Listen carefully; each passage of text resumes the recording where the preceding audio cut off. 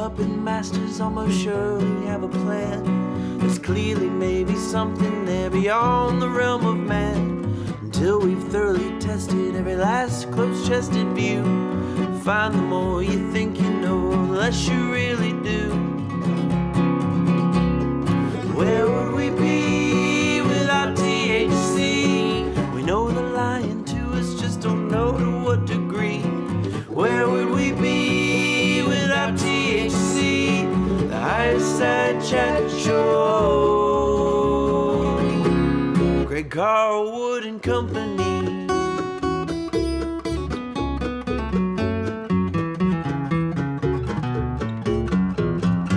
All right, Higherside Chatters, despite our frustrations with our societal system and the unfairness of it all, we still don't really understand what life's about anyway.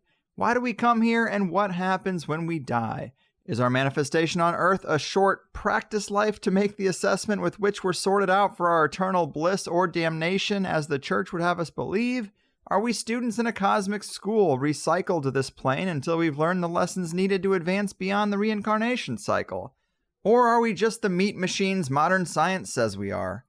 While some of the available options seem more likely than others, these are not easy questions. But if you examine them deeply, you'll find that the scope of human experience does have just enough breadcrumbs baked into it to let us know there's something waiting at the end of the earthly rainbow.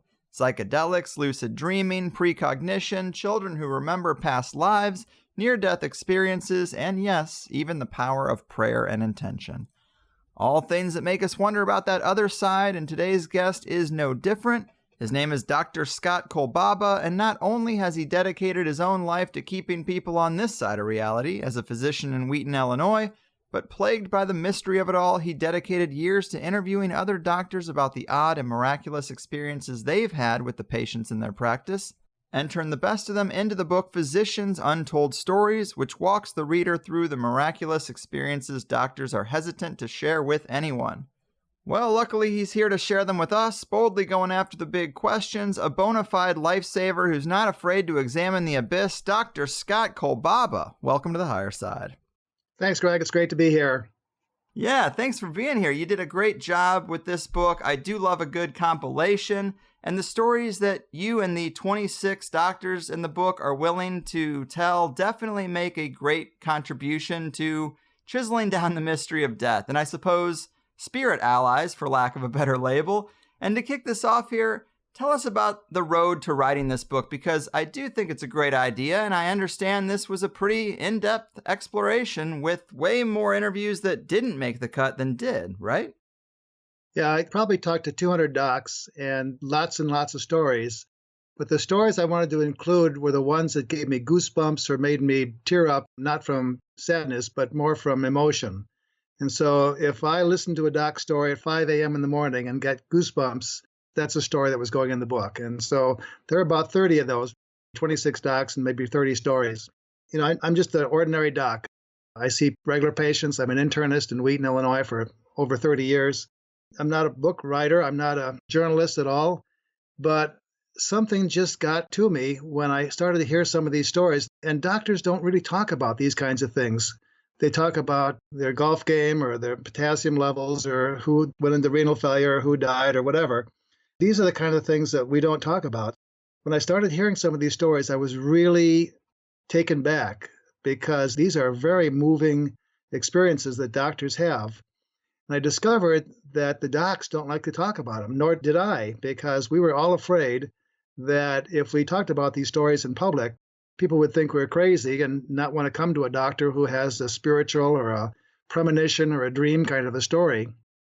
But the doctors did share them, and ultimately they agreed, and I was able to put their names on every story except for one. One doctor had an experience that involved his own illness, and he didn't want the illness to be revealed to anyone. And I think the reason that they shared these stories at the risk of their careers was because of what I call them in the book, and that is sappy do-gooders. Most doctors, at least the ones that I'm working with, are trying to help the world, trying to save lives, trying to do some good for people every single day. And I think they realized that these experiences and these stories would give people hope and peace. And it's kind of a crazy world out there. And I think they recognized that if they could help a couple people, with the story and help them realize that there's something else out there, that there's life after this life, that they would accomplish their goal and they would risk their careers to do that. I think it's pretty noble. And like I said, all the doctors, except for one, were able to put their names onto their stories. Well, it is noble. I mean, words like woo-woo and pseudoscience, these terms, they really do hurt our ability to share our own experiences, especially when there's a career at risk. And it's kind of sad because I do think these experiences are kind of baked into reality, that you get just enough. They almost seem perfectly engineered to show you just enough without giving you the whole keys to the castle. And the fact that we don't talk about them really hurts that baked-in mechanism from doing what I think it's kind of supposed to do. I think you're right. And I think the doctors and the medical profession is realizing that. And I think more and more we're reading about these kinds of things. And one of the ER docs that I was talking with was telling me that it's now in their literature that these kinds of experiences, especially in the emergency room where people have life-threatening emergencies, we're seeing more and more stories about near-death experiences and visions and things like that. So I think it's coming out into the open, and I'm glad it is. One of the things that happened to the docs and myself after we wrote these stories and published the book was that people came out and said, thank you for doing this. We had no criticism. No one left my practice because they thought I was weird. And no one left any of the doctors' practices, and their practices are still doing well. I think we were really surprised that when people read these stories, and I've been speaking quite a bit, and when people hear the stories, they say, thank you for bringing this out, because I've had a story like that too.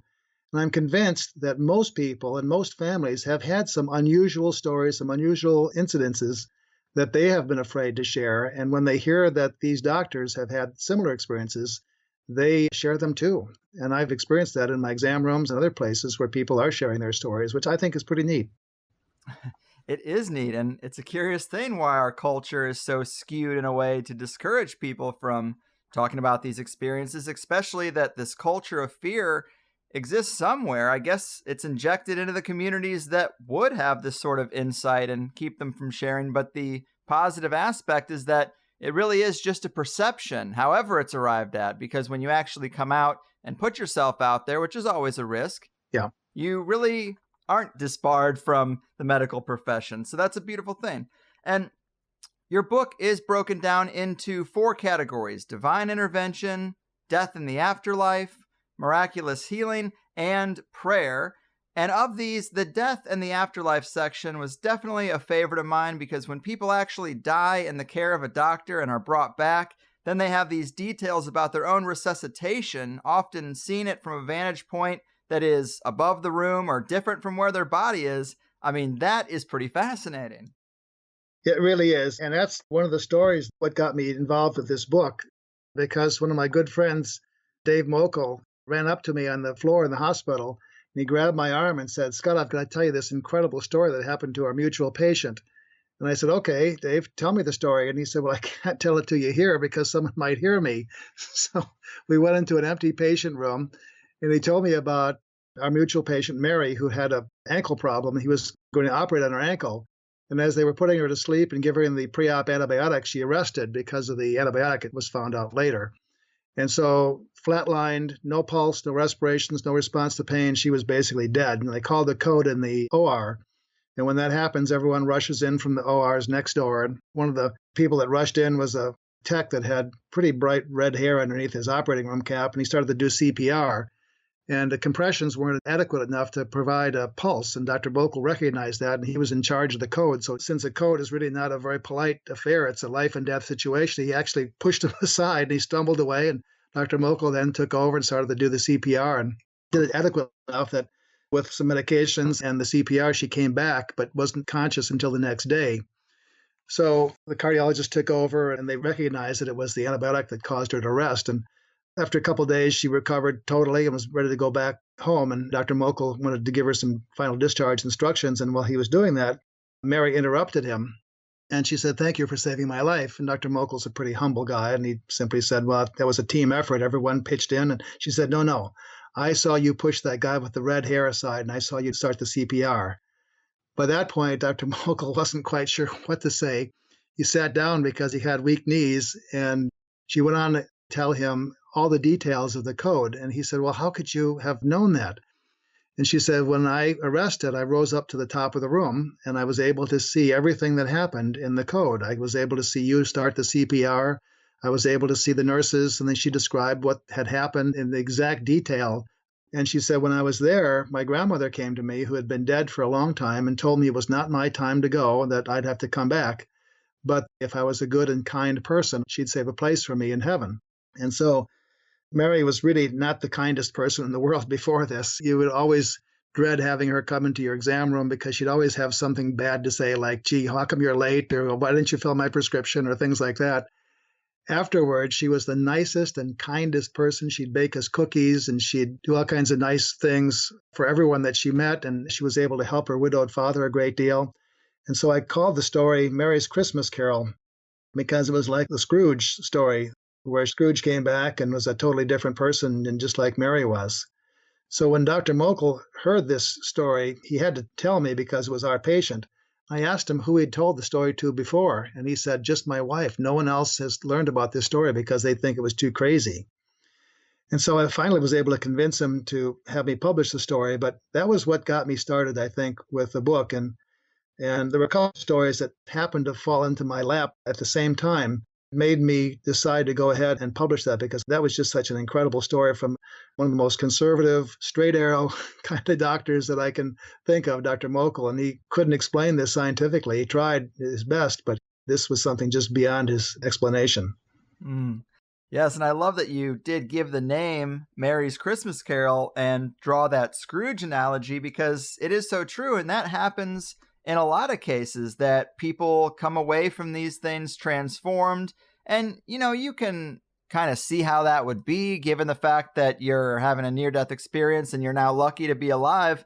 But it's just kind of interesting that people have that universal tilt towards a positive polarity afterwards. That's true. And, I'm a busy doc. I've got a bunch of kids to raise. And so I've never read very many stories about near-death experiences. So after writing the book, I realized that it's fairly common. And it's in the literature that's very similar to the way Mary described it. So I was surprised and pleased to see that this is not an unusual circumstance. Mm-hmm. And how common would you say that Mary's situation is? It is my favorite story in the book, but how much data do we have collected? I mean, not a lot. Is there any way to tell what kind of percentage of people who undergo a resuscitation have this sort of experience? I don't know if we have any statistics, but I think many docs and many authors are collecting data and information on this. So there's some repositories in the country where we're collecting more and more information about these and other kinds of medical miracles that you simply cannot explain. And I think it's good that they're doing that. It is good. And I guess one question I would have to try to hone in on that information is, when we're declared dead, it's usually related to ceased brain activity or the heart stopping. Does one seem to be a better catalyst for an experience than the other when a person is brought back? Anything like that? I don't know. I know in Mary's case, we had no way of determining what her brain function was. That would require EEG and things like that. But we can see her cardiac function. So I think most of the time when you have situations like this, I think it's mostly the heart that we recognize has stopped. And then there's no bodily function that we can determine. There's no response to pain or anything else. So in our case, the brain wasn't dead, but it was approaching that. And after the brain is not supposed to come back. I think, again, most of the time it's going to be a cardiac arrest that we recognize simply because we don't have a person hooked up to an EEG machine. Mm-hmm. Fair enough. Another thing that's interesting to me about these experiences is that it doesn't seem like it's a choice to come back or not. In terms of, in those moments of being between the worlds, some people come back and it doesn't seem like the choice is offered to them necessarily on that other side, but the entities they encounter oftentimes do know. They often say, hey, it's great to see you. I'll save you a place, like you mentioned in Mary's case, or you're going to have to go back for a while. It's not your time. These sorts of things. Obviously, they come to the situation with a sort of insight and wisdom that the person doesn't have in their kind of chaotic, discombobulated state going between the worlds. But that's another thing that I just think is interesting, is it seems to be kind of up to chance or up to basically the people in your position as to if they come back or not, and they really have no say in most cases. We've had some docs that have had near-death experiences that have had that choice of whether they stay or whether they leave. One that comes to mind was a family practice doc, Bob Cornell. So we had a couple of issues, switched over to the phone, but you were just about to maybe tell a story that did offer a situation where a person had some kind of choice or autonomy over their choice to stay or go. Yeah, there's an interesting story from John Messett, who's a gynecologist, a good friend, and he was good friends with a family practice doc that he did consults for, Bob Cornell. They would meet in the doctor's lounge, which is a great place to meet in the morning because there are wonderful things there for doctors like donuts and coffee. And so they'd meet every morning and they'd talk about their favorite things. And Bob Cornell's favorite thing beside his family was fishing. And so Bob would talk about fishing, and he pretty much knew every lure that needed to be used in every lake and every body of water in the United States, and some foreign countries too. He was really an avid fisherman. He loved fishing. And so they would talk about fishing almost every time they got together in the morning before rounds. And one day, John Messett went to the doctor's lounge and didn't see Bob Cornell there. And then he found out that he had a massive stroke, and he was in the ICU. John Messett went to the ICU to see him, and he was in a deep coma, unresponsive. And he talked with the intensivist there who was taking care of him. And the intensivist told him that Bob had such a massive stroke that he probably wouldn't come back. They thought he was pretty close to being brain dead, and that they were going to give him a couple of days to see what happened. And if he didn't come back in 3 days, they were going to pull the plug and let him go. And so Messett never realized how close they had become and how much he was upset about Bob Cornell's stroke. And he didn't really know what to do. He felt pretty hopeless. And you've probably had situations where you have a situation, you'd like to do something, but you don't know what to do, and you really can't do anything. So Dr. Messett decided that he would do something real strange, and he decided to move his chair close to Bob's face. He closed the curtain on the little cubicle where he was located, and he started to tell him stories. He was quiet at first, then a little bit louder because he didn't want anyone to hear him. And he told him a story about fishing in the Mackenzie River, which is in Canada, flying in on a float plane and catching as many graylings as they could possibly imagine. About 100, I think, they caught one day. There was a catch and release. And every day he would tell more of that story about the Mackenzie River fishing episode, and it was really quite a good story.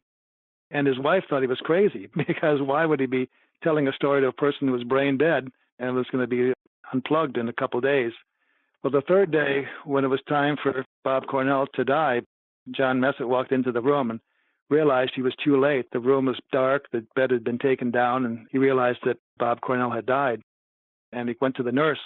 He said, "When did Dr. Cornell die?" And she said, well, she kind of laughed. John Messett was a little taken aback by her laughter, and she said, "He didn't die. He woke up yesterday, and he looked great." And so by the time they connected again, because Bob Cornell was sent off to rehab pretty quickly, they were in the doctor's lounge again. Dr. Cornell came up to John Messett, and he said, "Thank you so much for telling me those stories." And that took John Messett aback, because he didn't realize that he heard him. And he said, "You were the only one that talked with me and really shared anything. And those stories gave me encouragement." And Dr. Messett doesn't know for sure, but he was wondering, when a person gets so close to death and has a choice of coming or going, if those stories kept Bob Cornell going and kept him thinking that maybe he could come back. And so he survived. He lived a long time after that. He ultimately died of other causes. The unfortunate thing is Bob Cornell never made it to the Mackenzie River to fish for the grayling, at least not in this life. So John Messett is wondering whether these stories actually did keep him on this side of the veil, so he didn't cross over to the other side. No one will know for sure, but I think there are times when people do have a choice, and there's a fine line between death and living. And I think some people can hold on for a while till someone comes. There's situations that we see that happens too. The mother or the son is coming from California, and they hold on until the son or some relative gets there. And I think the same is true maybe for life and death. I think some people can actually decide, it's not my time, I'm going to come back. We'll never know. That's true. And I definitely don't think there's any singular answer. And that phenomenon of holding on is really compelling as well. It's just like, I guess when it comes to that moment of death, we do have a little flexibility because people do it. It's just like we don't really know how we beat our heart. We don't really know how we breathe. But I guess in the same way, we don't really know how we let go. But when the time comes to do it, we seem to be able to. And I think doctors recognize that. And we all had situations where people are holding on for some event. Maybe there's a birthday that they're holding on for, a special anniversary, or a relative coming from somewhere else in the country. Those are all situations where every doctor, I'm sure that's been in practice for a while, has seen people that are near death holding on until that person comes, and then they let go, and then they allow themselves to die. So there's something to that too. I'm convinced. Mm-hmm. And another story that was one of my favorites in the book is the one, Get Your Paddles. Can you tell us about that one? Because in terms of details about those beings on the other side, that one seemed to have the richest amount of detail. Yeah, this is Fred Bohofer, who is an ER doc, and Fred has been around for a while. And he was working one night when an ambulance came with a fellow that obviously was having a heart attack. And he arrested in the ambulance. And when Dr. Bohofer decided to go out to the ambulance, and as soon as he realized that, he asked the techs to get the paddles out and shock him. And they shocked him back to a regular rhythm. He partially woke up, and they started transporting him to the cardiac room in the ER. And on the way there, he arrested again. They got the paddles out and shocked him again. And then that happened a third time, just as he got into the cardiac room. And finally, they were able to get him on some IV medication that kept his heart stable, and he didn't arrest anymore, and he woke up.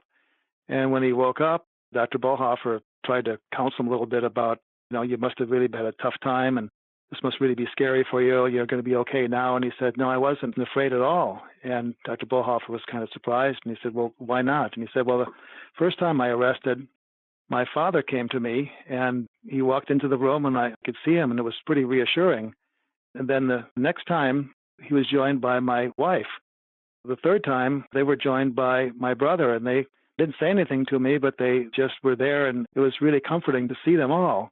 And Dr. Bohofer asked him if they were going to be coming to visit him in the hospital. And he said, no, they've all been dead for a long time. So Dr. Bohofer thought maybe what was happening there is he was basically dead, and these spirits came to him to take him back. He recovered and lived. But Dr. Bohofer was saying that in the ER literature, this is not an unusual circumstance where people have passed to the other side and then are brought back. They have visions or see people that come presumably to take them to heaven or take them to wherever you go when you pass through this life. Yeah. So that was kind of an interesting story for me to hear. Yeah, like what is that about? It's so weird. And I'm sure you've had a lot of similar stories that were left on the cutting room floor. But when you go over the ones that contain the meeting of dead relatives, are there factors that repeat more often than not? Are there any times where they're given information about the purpose of life or what's on the other side in that spirit realm? Is there any kind of pattern to it, would you say? I don't know if there's any pattern to it. I think the relatives that come back try to provide some counseling, some comfort. And I don't know if anyone, and at least the stories that we have, were anything about advice and so forth. There's one that I particularly like, the Grandma Hanlon story. Do you remember that one? Yes, that's an interesting one.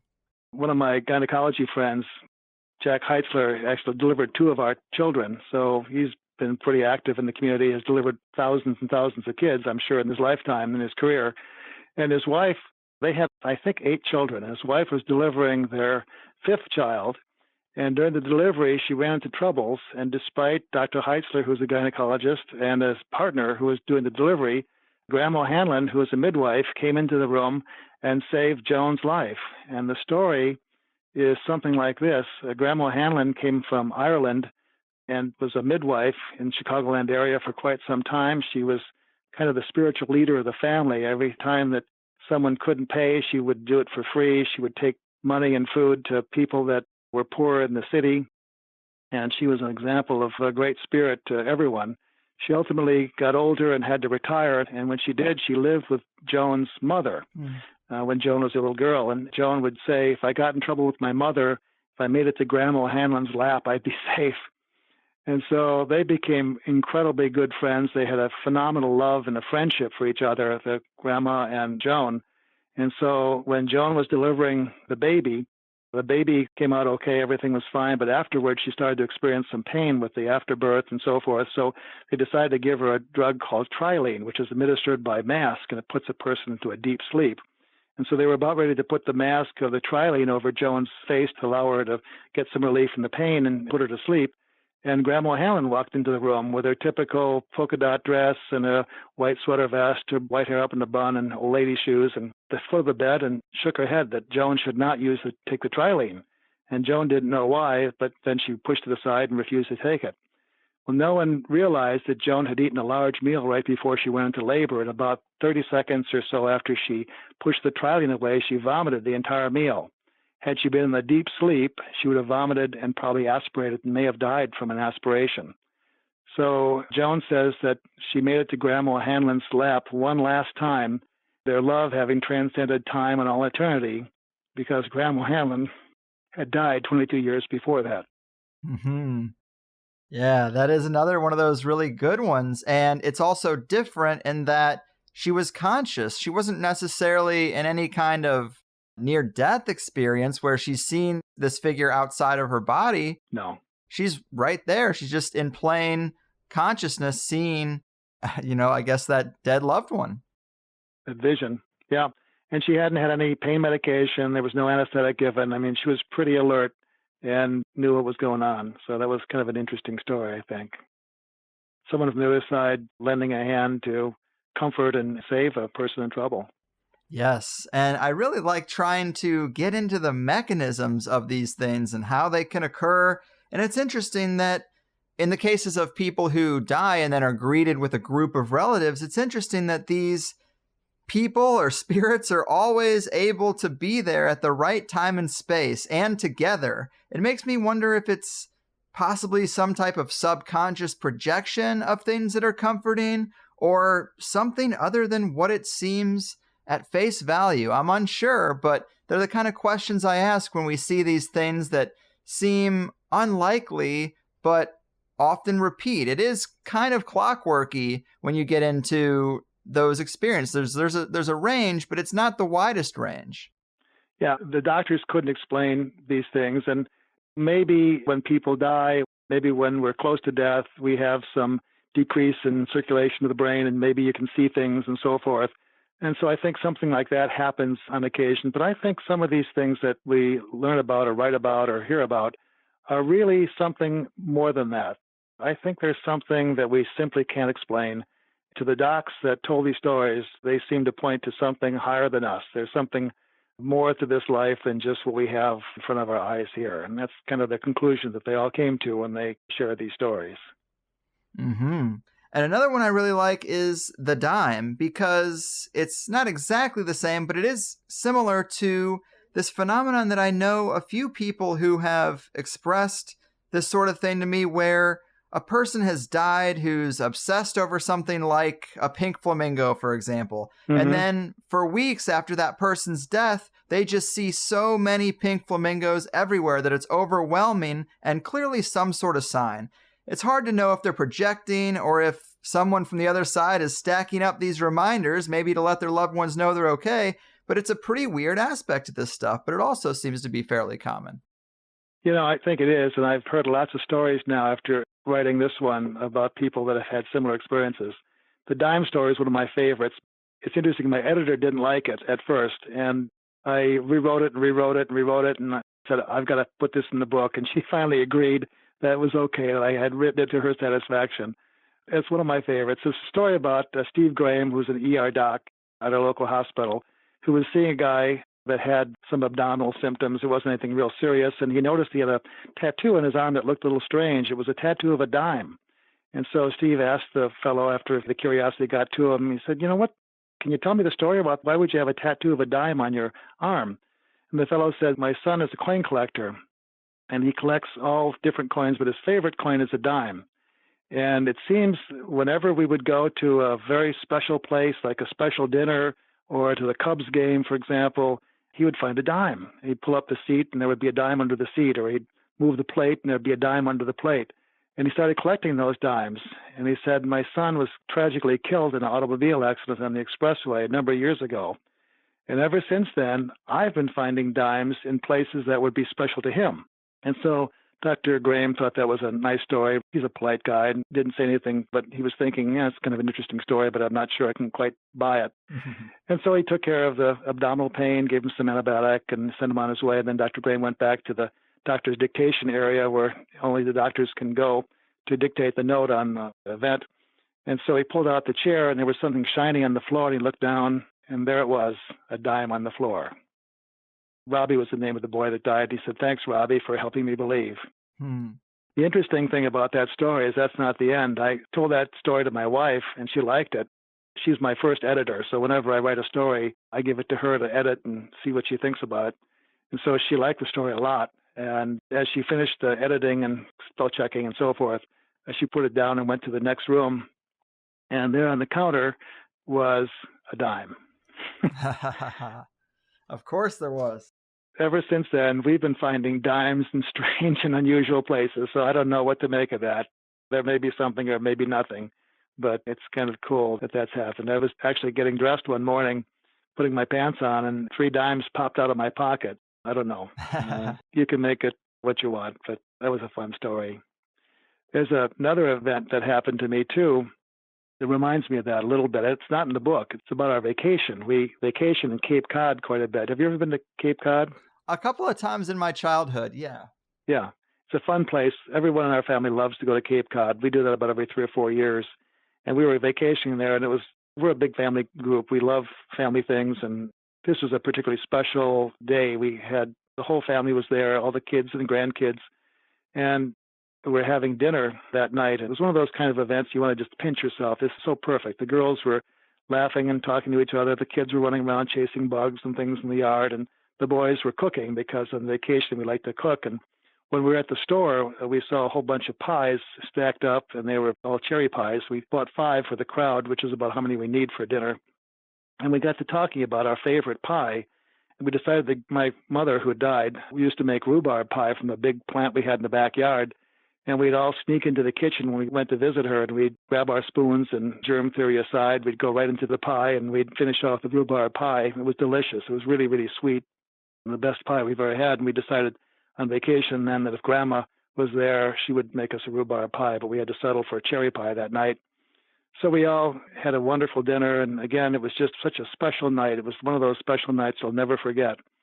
And we finished the swordfish on the grill and corn on the cob, and then my wife served the cherry pie, and I took one bite and suddenly had goosebumps because it wasn't cherry pie.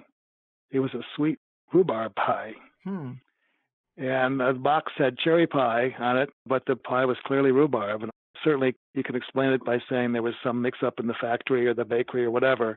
But to me, it was my mom's way of saying, yeah, I'm really here enjoying this special family night with you guys.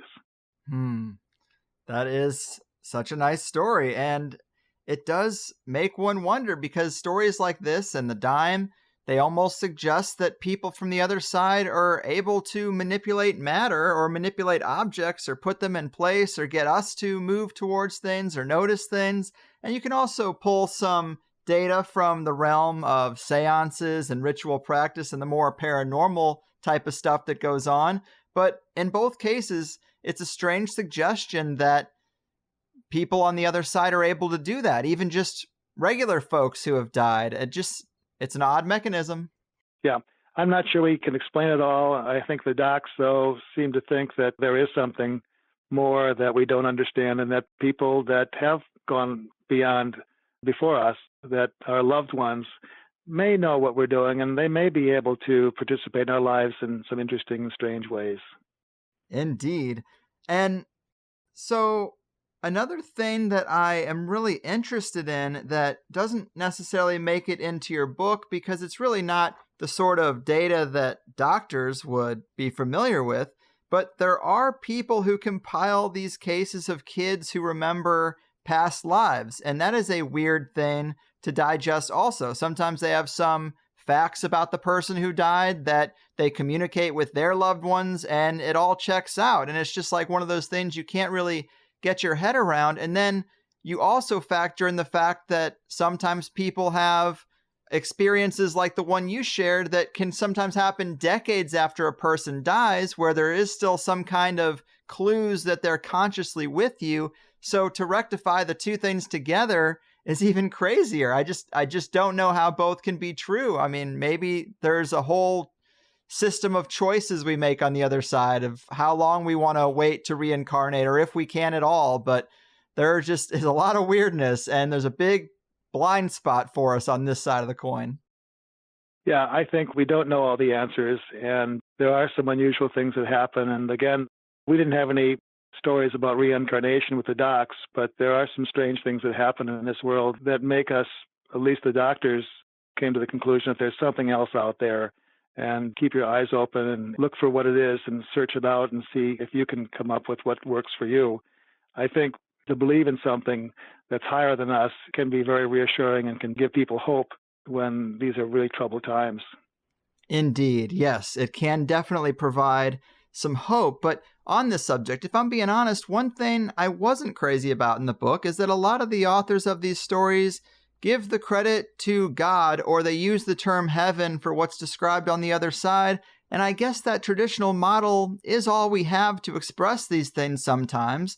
But in some of the stories, I think the credit should be given to consciousness more than anything else. Things like spontaneous precognition, or going one way when you could have gone another and end up finding someone who needs help, or when you seem to know a conversation with a loved one is the last one.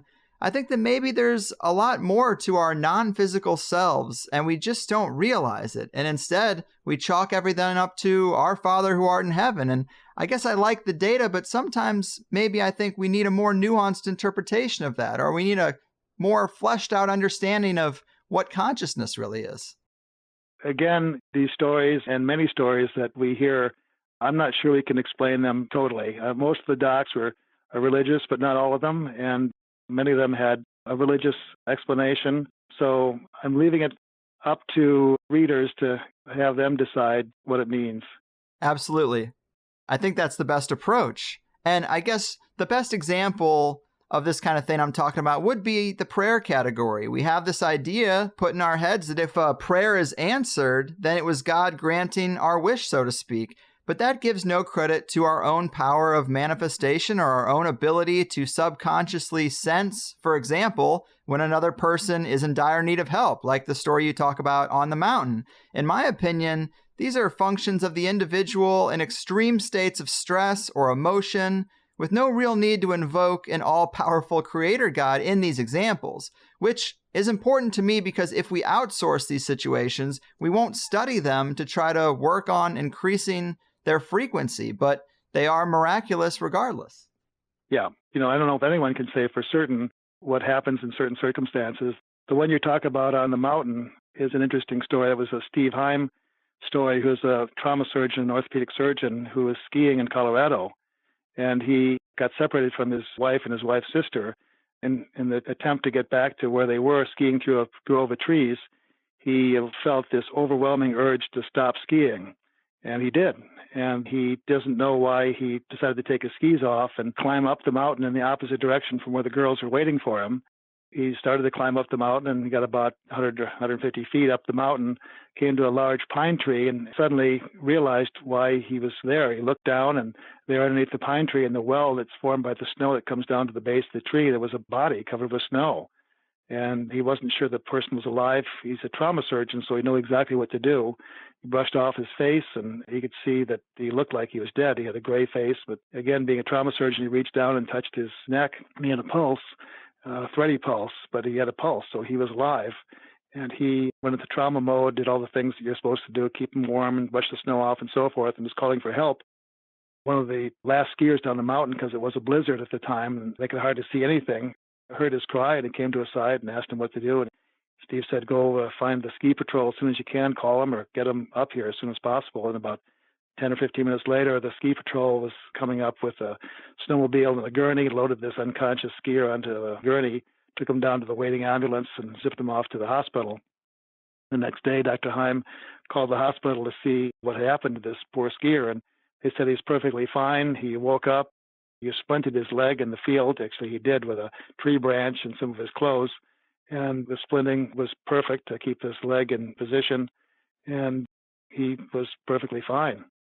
I asked Steve his interpretation of what happened there. I guess you can come up with any interpretation, but I think his interpretation was that, in his words, the man above directed me to this skier. And what's interesting about the story is about 2 years before that, Dr. Heim and his father were cross-country skiing in Michigan, and his father arrested, basically died on the course.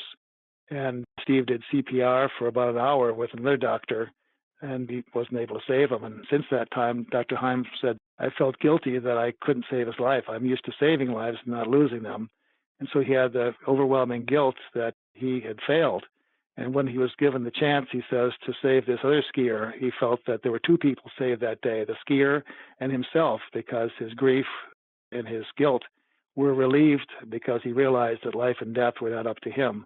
Someone else was in charge of that. And so he was saved, able to go on with his life, and the helpless skier that hit the tree was also saved. So again, what happened, you can explain it in a number of ways. Dr. Heim chose to say that this was something that came from above.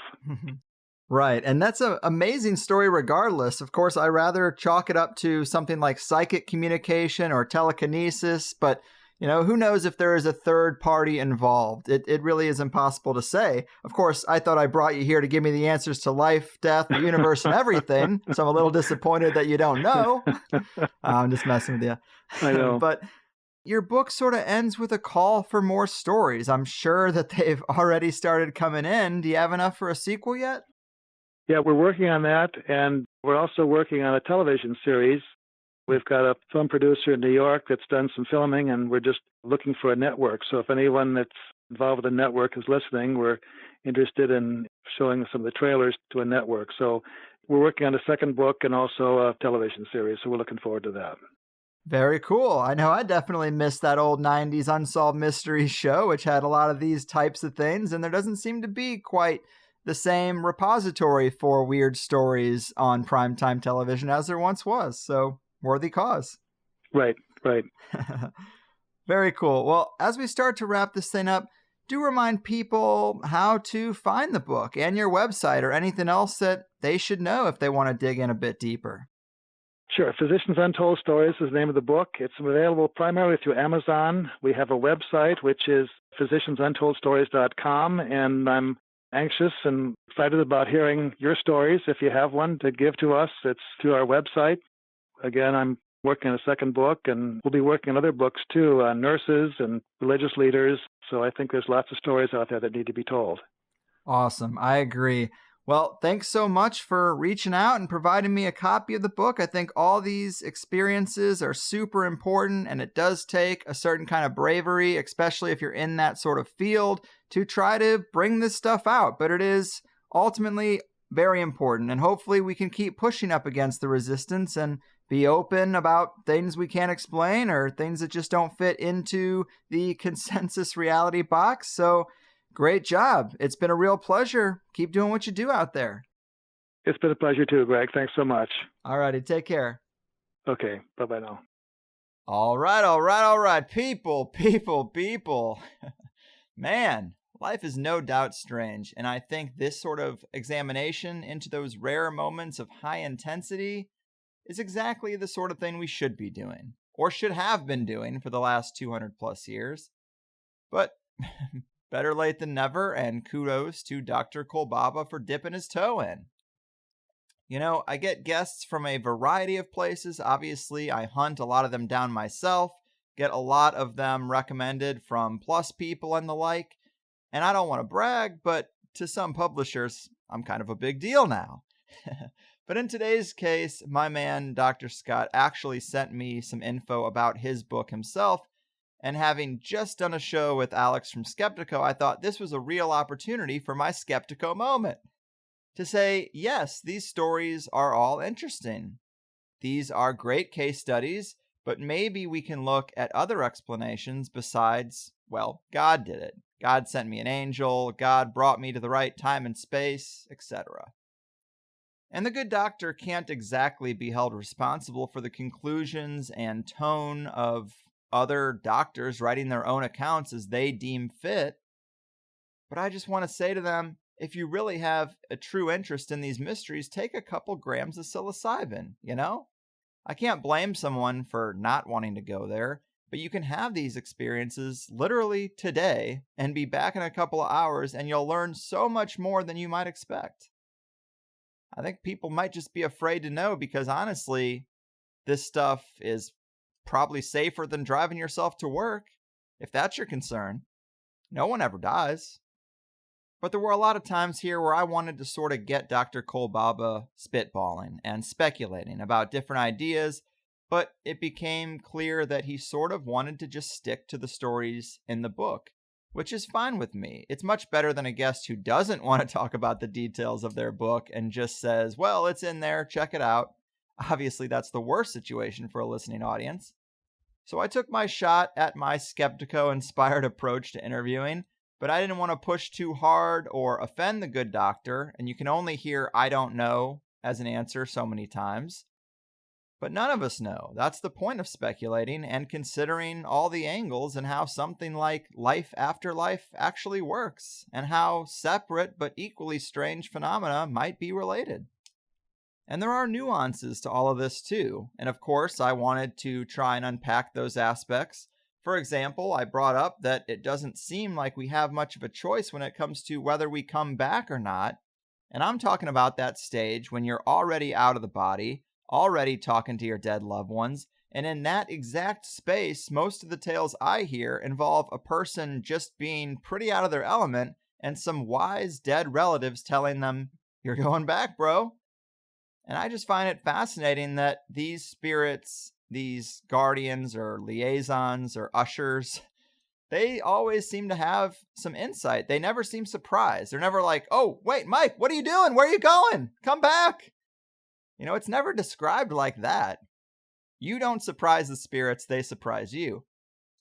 And I also kind of touched on that point that isn't it kind of fascinating that our dead loved ones are always able to just congregate at the right time and space at the moment of our death? The other side has to be very disorienting.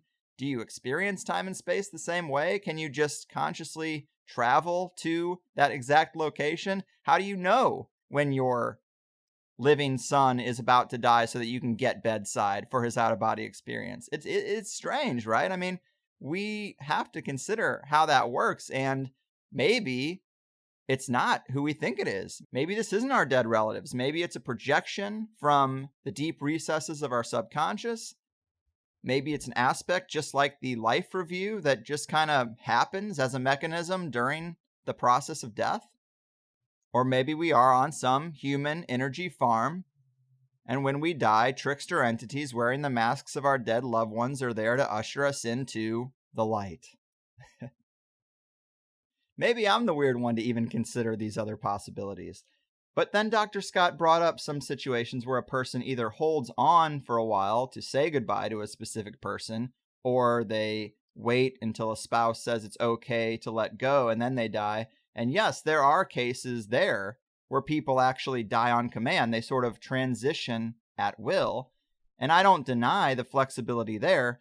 But that is a completely different situation, a completely different aspect of the death process, just as interesting, but it seems to be one of those semi-automatic, will-driven aspects of our bodies.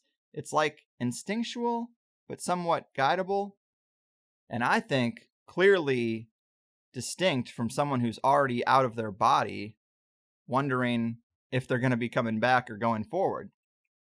Of course, I don't know, but it was fun to get into. We talk a lot on this show about the elite sort of presenting us with pre-approved boxes, and I think for a lot of people, you do the material atheism thing until you have an experience that shakes that foundation, and you look around and all that's there is a conventional, Abrahamic, bearded man in the clouds, heaven and hell type of paradigm. If you want to relate to other people, I mean, that's kind of the only way to do it. You're not going to relate to the average guy with the weird shit we get into. So I understand that tendency. I understand how it happens. And I think Dr. Kolbaba is a lot more open-minded than some of those people. But generally speaking, we do look for those worldviews and sort of swing from one to another like Tarzan uses vines, and instead I think we kind of have to sort of braid our own vines. Don't just, look for boxes, look for models and jump from model to model. I don't think any of them are 100%, but it's good to see the value in them, take what's good and discard the rest. But the God thing is sort of like the realm of politics, where people give so much credit and sway to the president, as if any governmental, political, or social effect on their life is a direct experience with that president. You know what I mean? That's how I feel about chalking every strange experience up to God. Obama didn't find you a job. You went out and put in the work and you found one. The unemployment rate is a factor, but it doesn't really have a ton to do with the president himself or you yourself. If you've been out of work for a while and someone finds your resume and gives you a job, you don't thank Obama for lowering the unemployment rate enough for you to break through. You could say the president had something to do with the conditions in which you were able to get a job or the chances with which you would have success. And maybe there is something called God that we could give credit to some of the conditions with which we are able to help ourselves, or our consciousness is able to find a guy trapped on a mountain and save his life. But I think the actual spiritual entity we might call God or the force or whatever is way more removed from your individual experience than we sometimes give it credit for.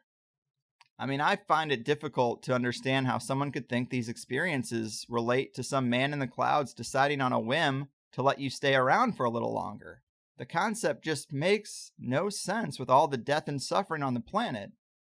I mean, in a world where this supposed guardian is letting thousands of Syrians rot in refugee camps and letting millions starve slowly before they even hit puberty, but God just decided to throw you a bone on a Tuesday so you could work at AT&T for a few more years? I mean, I hate to be so critical, but it's not like God saves someone and then they transform the world, right? Most people just continue to live simple, humble lives with corporate jobs. So why would God want to extend your life 10 years? Just so you can finish out the Avengers movie story arc? Doesn't it make so much more sense that there are aspects of our non-physical selves that we don't understand, that we have abilities in high stress or emotionally heightened situations to do amazing things that defy the conventional worldview? To me, that is the best explanation for the seemingly random selection of these paranormal experiences, or whatever you want to call them. Extra normal, perhaps? I mean, this is the criticism that we've always had of the Abrahamic religions, of the Vatican, that they take away your power of direct experience. They come in and they say, look, don't practice magic yourself. Don't talk to spirits yourself. Just tell me about it and throw me a couple bucks, and then sure, everything's going to work out for you. I think we're still dealing mentally with who gets the responsibility or the credit for some of these weird things. I think if you just explore psychedelics a bit, or meditation if you're a bit of a puss, JK. I honestly would just say meditation is like running a marathon and then wading into the water, and psychedelics are like rolling out of bed and jumping off the high dive. Both of them get you there, but who has the time and the energy to run a marathon when tossing something down my gullet is just so much easier? I'm not saying it's right or wrong, I'm just saying I know myself. And you could also expand these ideas to say the same thing about magic too. How many guests have we talked to out there that seemingly broke reality and got results that defy logic because they recreated the actions in some 500-year-old grimoire? More than a handful. It's like the abyss is right there waiting for you, but honestly, magic is very hard too. If you're going to do it right, and it depends on how you define magic, some consider just manifesting a sandwich from your refrigerator when you're hungry as a magical act, and touche to those people, but I'm talking about paradigm-breaking ritual magic. You know, you hear this term mindfulness a lot. Gotta practice mindfulness. But honestly, try to do it for a week, like every minute of the day, and then think back over the week at all the things you might have wanted to do but didn't. I kind of do this a lot now. So a week ends, and I think, wow, I didn't do any exercise. That would have taken me about 10 to 15 minutes a day to do some push-ups and sit-ups and feel a bit better about myself. I didn't follow through on some of my magic goals, mapping out the next month's calendar, consulting the astrology for when to best record my interviews, sending out a few sigil shoals. All that's maybe 3 or 4 hours worth of stuff. I also didn't finish reading any of the books I bought recently, Jordan Peterson's 12 Rules to Life, Charles Fort's The Book of the Damned, or the Tom DeLonge Peter Levenda book that I just wanted to see for myself what it contained. Didn't do any of that either. Didn't even crack the covers. Where did the time go? Well, I watched the entire Flint Town series on Netflix. There's 6 hours right there. I watched Wild Wild Country about the cult that took over Antelope, Oregon. That was about 8 hours. Probably scrolled my stupid phone for at least 2 or 3 hours cumulatively a day. Played at least an hour or more of Overwatch pretty much every day. So there it is. There is so much time. And to truly practice mindfulness is to really be honest about the choices you make as you're making them, and recognizing that you sacrificed a lot of goals you might have had for some filler bullshit. And what's the point? Well, I guess my point was that magic takes a lot of effort and planning, and it provides a lot of answers too. And I doubt even 1% of the population truly does that work, yet so many people are just sitting around wondering if spirits are real, or hearing about other people's experiences, and you really could be having your own if you dedicated some time to the exploration. Would you rather commune with infinite intelligences on the astral plane, invoke a trickster at the crossroads, or sigil shoal your way to a serious level up in life? Or would you rather unlock a new perk in Call of Duty? Like, these are the decisions we're making every day. And I'm not trying to be preachy, Darren and Graham, all right? I'm honestly trying to be convincing enough to take my own advice. But I guess I'm just trying to say that even though my own level of understanding is probably like a 3 on a 10 scale, I'm having less patience and less empathy for people who prop up what I consider to be pretty simplistic models when we do have access to all these tools and methods of exploration. If we didn't, then how could you blame someone? But we do, so you can. And I'm not even trying to pass judgment on anyone specifically who told a story in Dr. Kolbaba's book or Dr. Kolbaba himself. I'm just speaking generally to you guys who are still here after taking that ride. I do have respect for people in conventional careers where even these stories raise the eyebrows of their more stoic colleagues, but maybe a big takeaway from this whole experience, if I was one of the doctors in the book, would be that most of the judgment and criticism is hypothetical, or mostly in your head, because I doubt it affected the careers of these doctors very much. It's not like they're attacking the bottom line of Big Pharma by coming out against vaccines or anything. So we should be honest and open about weirdness. I think that fear of judgment culture has been one of the many tools used to keep us from finding the answers. Answers that themselves have been naturally elusive, made worse by an elite who would rather you just do your goddamn job. I like Dr. Scott. I don't want to put him on blast, but just to further the point, I asked about some of the data, and he was unsure and mentioned that outside of compiling stories for this book, he hasn't had a ton of time because he's raising kids and focused on this demanding career. I get that, but if we don't prioritize mysteries of consciousness, what do we have time for, as Alex might say? And again, I'm just as guilty of not finding enough time for that. I think we all are. So it's not a slight per se, just a counterpoint to say we all have more time than we think, and we should make room on the priority list for this stuff. So I do wish Dr. Kolbaba great success and luck on his journey. It's great that he's working on another book compiling more stories, but I would actually like to see him dig deeper into the whys and hows of the stories he already has. We got enough material to talk about what happens, but we still need to flesh out those whys and hows. Many more beings could be answering those prayers. It ain't always Jesus. In fact, what if it's never Jesus? Regardless, I'm also aware that not everyone thinks like me, and everyone is at a different point in the journey, and Dr. Scott's book is a real great crowbar to pry open the doors a lot of us out there have shut because of our adoption of conventional models like material atheism, for example. So many of you have a friend or family member who could use a lighter touch, who could use some breadcrumbs to lead them back to the rest of us. And we don't want to throw them right into the deep end of the pool. And for that person in your life, The Good Doctor's book is excellent. Even as just a reminder to ourselves, it's nice to have a collection of these stories on the shelf. So big thanks to him for being here and for doing the work. It's a little shorter episode than usual, but we do still have a free and plus split, and plus members got an extra show entirely this month with Lori Handerhand's exploration of the pedophile mindset, practices, and networks, obviously a dark one, but you're welcome for the extra show. And in the plus portion today, we talked about Dr. Kolbaba's burning bus story, recounting the miracles in our own lives that we might have forgotten, Dr. Kolbaba's own experience of Jack Sparrowing it, and how often the good doctor sees the placebo effect and spontaneous healing in his practice. So more fun stories to break that mainstream model. Who doesn't love that? Big thanks to everyone for listening. Solid month of shows. Dr. Paul LaViolette on anti-gravity crafts, pulsars, and superwaves. Max Egan on social credits and a whole host of other stuff. Alex Sakaris talking Skeptico, consciousness, and comedy. And John Brisson, the gut fixer himself. And just so you know, his protocol has radically reduced my allergy issues. About 70%, I'd say. I've honestly never been more impressed, and the dude knows his shit. And he's going to be back very soon. But I would say it's been a good, diverse month of Higherside topics, and I'll see you next time. Your move molders the materialist model, quarantiners of consciousness, and naysayers of the near-death experience.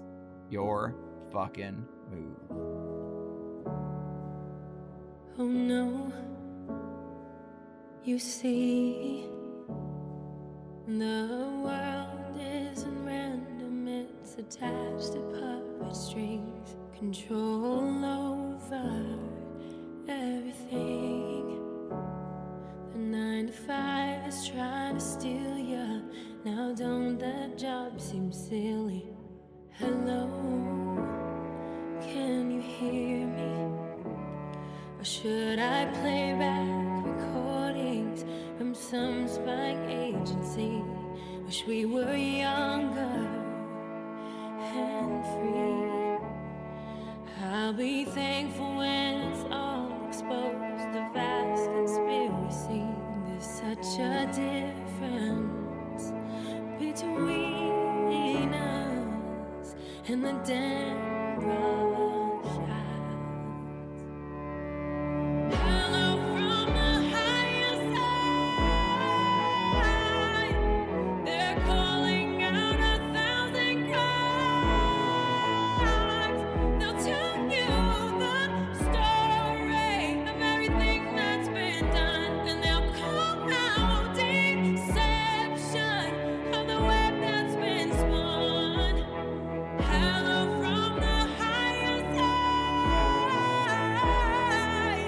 The earth is hollow inside.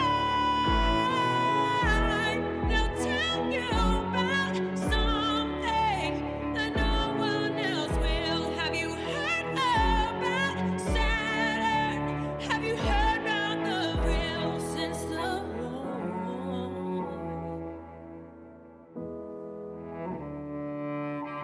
Oh no, they're cartoons. It's so typical of me to talk about this stuff. I'm sorry, that's good and well.